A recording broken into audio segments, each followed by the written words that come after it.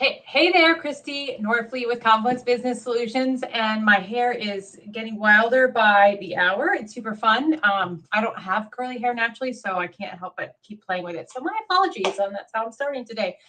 I am so glad to be here today, feeling much more confident than last week on running or hosting this live short snackable training for you. For today's topic, we're going to talk about email marketing and its relevance in the year of 2023. Is it still work? Is it still an effective sales strategy? So if you've spent 5 minutes with me, then you've probably heard me talk about email before because it's an area that I feel pretty passionate about. So let's dive in. I got a couple of slides, and this time I think it's actually going to work, making it so that they show up. So let me click on my little thingy here, share my screen.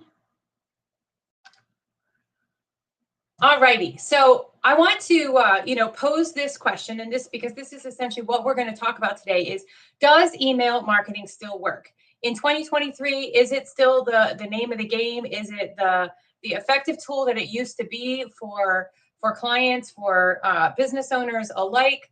And I'll start with the best news, and that would be that yes, it is still absolutely effective, and it's also one of the most frequently asked questions that we get in the world of marketing automation and sales automation. And here's my number one reason why is because for the most part, it's free. So once you actually get that list, that contact information, you can send potentially as many emails as you want. So even though we as consumers are exposed to more than 3,000 marketing messages a day, email is still the number one most affordable strategy for making sales in your business.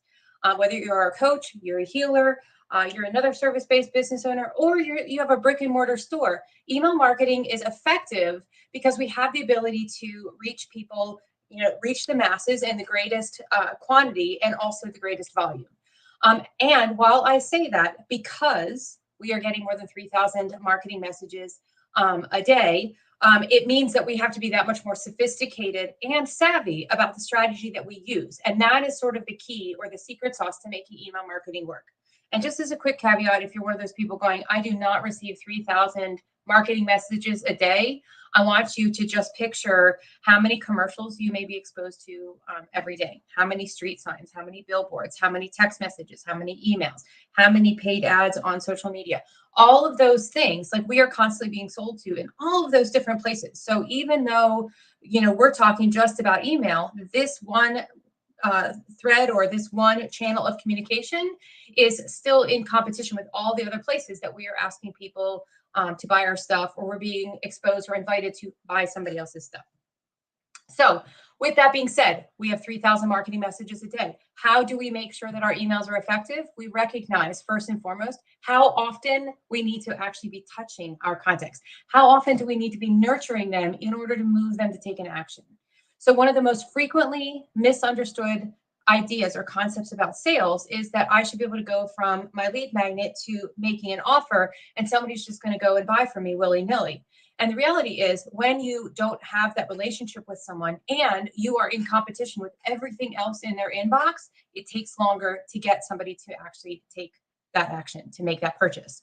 And so what used to be 7, 5, 10 touches, now it's upwards of 80 to 23 touches for our clients or our prospects to be ready to buy from us. So what we really need to focus on is making sure that our strategy leaves room for that we don't have essentially a cliff where all of our value falls off that cliff and we never talk to somebody again because, oh, I made my offer, I sent my 2 emails and they didn't buy from me, so they're never going to buy from me.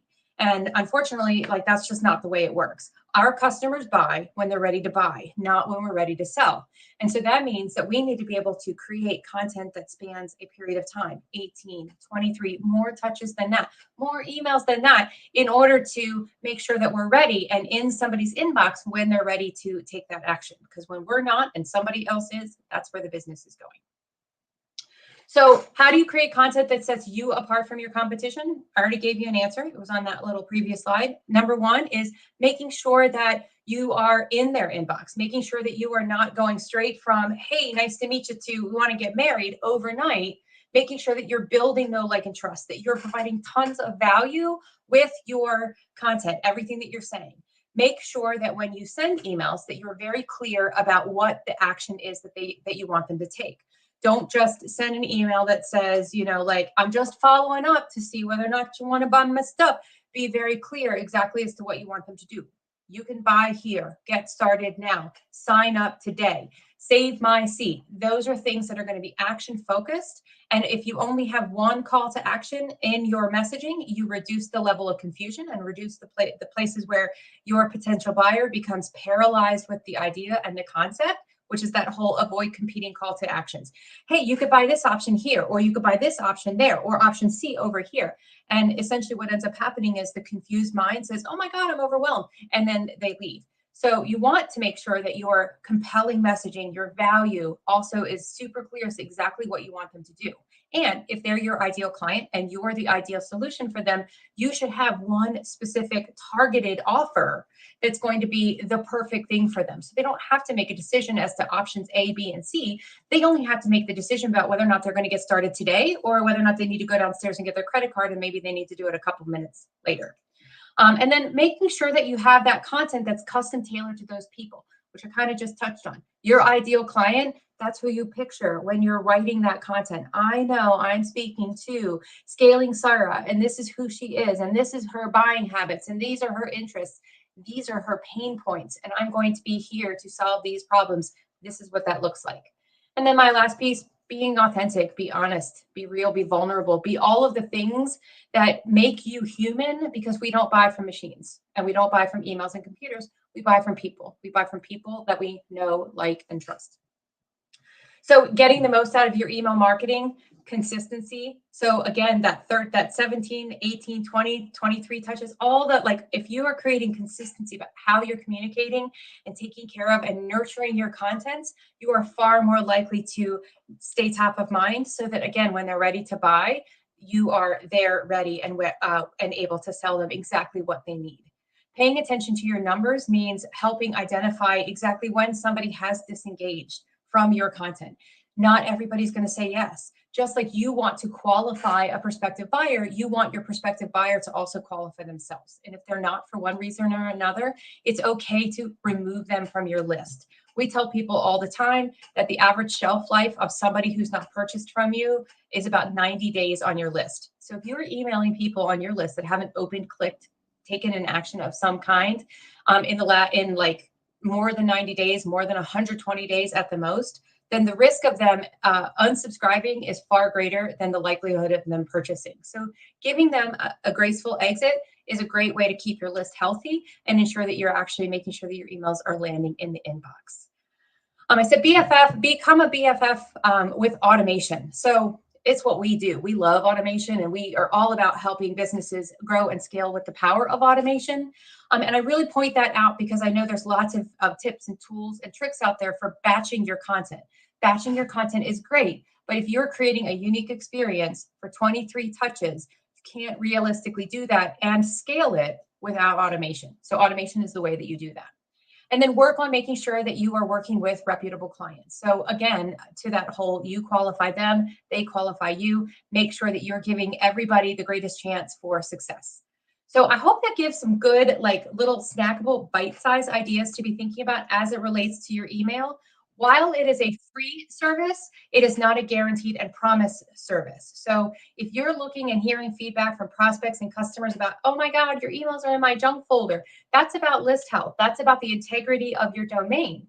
And so when you are taking actions and building habits around maintaining your list, only emailing the people that are most engaged and the ones that are asking to be there, you're going to ensure that you are creating a really great experience for your prospective buyers and your clients alike. And again, don't forget, email marketing, because it's not a promise that we can assume that we have forever and ever. Remember that it's always about building those relationships. So what does that relationship look like for you? Do you want to be emailed from now until the end of time? Do you want to have emails coming to your inbox that don't actually speak to you personally? Because my guess is that you know exactly what it looks like and feels like when it's like, oh my God, it's just another mass email, versus that person who's like reaching through the computer or reaching through your phone and tugging at your heartstrings. When they connect with you personally, that's when you're talking about building relationships with email marketing. So I hope that gives you a little bit of good information. Be thinking about how you are building your email marketing practices. And if you ever have any questions, don't hesitate to reach out. You can find us on Facebook, Instagram, LinkedIn, and YouTube, Confluence Business Solutions. And I'm always here to be your resource. Thanks so much.